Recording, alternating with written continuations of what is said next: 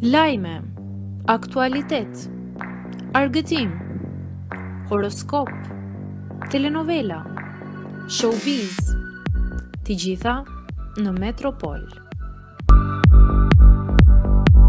Bëni subscribe në faqen Metropol.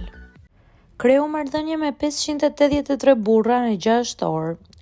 Modelja më është transformuar jeta.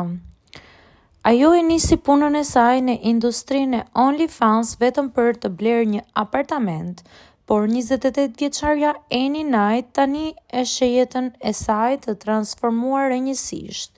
Me një të ardhur mujore prej gati $200,000 dhe 4 prona që zotëron, modelja thotë se është mirënjohëse si për pavarësinë e saj financiare, ashtu edhe për aftësinë për të mbështetur njerëzit përreth saj. Është mirë të kesh siguri financiare dhe të jesh në gjendje të ndihmosh ata që kanë nevojë. Kjo më mbush me emocione, tha ajo në një intervistë të fundit, duke hedhur një vështrim prapa në fillimet e karrierës së saj. Ajo kujton se të ardhurat e saj fillestare ishin rreth $10,000 në muaj. Për mua atëherë kjo ishte pasuri, ndihesha e pasur. Gjithçka ndryshoi në vitin 2023 kur u bë virale dhe fitimet e saj u rritën në $200,000 në muaj, një nivel që ajo ruan edhe sot e kësaj dite. Pavarësisht frikës se suksesi i saj mund të mbaronte në çdo moment, kjo nuk ndodhi. Nuk kam ndenjur kurrë duke shijuar parat. Vazhdimisht punoj duke menduar për ide të reja. Kjo tregon shumë për punën time të palodhur, theksoi ajo.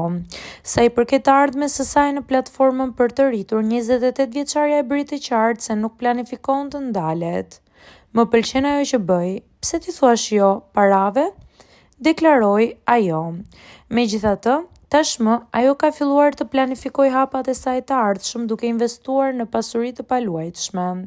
Kam pasuritë e mia të paluajtshme dhe do të doja të përfshisha më shumë te kjo gjë në të ardhmen, por për momentin po e shijoj OnlyFans dhe atë që ajo më ofron. U shpreh ajo.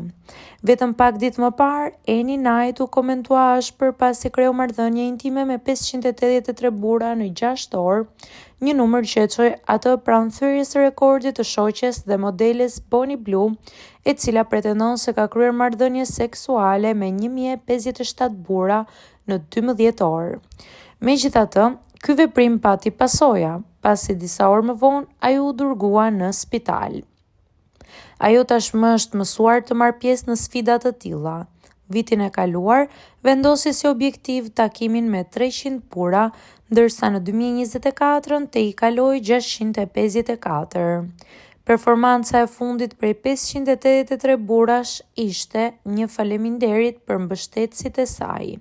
Doja t'ju jepja diçka mbrapsht fansave të mi, njerëzve që më kanë mbështetur për kaq shumë vite, theksoi ajo.